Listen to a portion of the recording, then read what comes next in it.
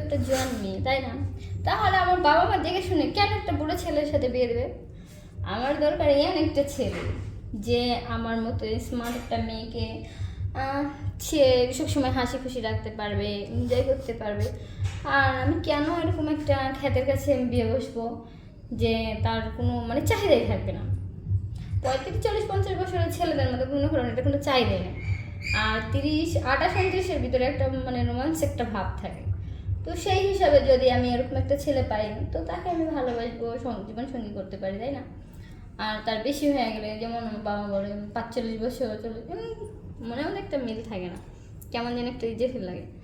ভালো 30, 35 বছরের হলে তো তার কোনো কথাই নাই, কারণ বয়স যেমনই হোক মনটা তো ফ্রেশ থাকবে। ক্ষমতা কেমন থাকতে হবে? ক্ষমতা যদি ভালো না থাকে তো তার সাথে রিলেশন করবোই কেন, বা তার জীবনসঙ্গী করবো কেন, মনের মানুষ বানাবোই কেন? একটা ছেলে নিম্নে একটা মেয়ের সাথে যখন তার ক্ষমতা থাকবে বা এনজয় করবে, সম্পর্ক করবে, নিম্নে তো 1.5-2 ঘন্টা থাকতেই হবে, তাহলে সে কি মজা আছে নাকি? একটা এনজয় লাইফটাই নষ্ট। তো এরকম যদি কোনো মনের মানুষ পাওয়া যায় তাহলে তার কোনো কথাই নাই। সেই দৃষ্টিতে আমার মনে হয় যে এরকম ছেলে এখন অনেক আছে। তো সেই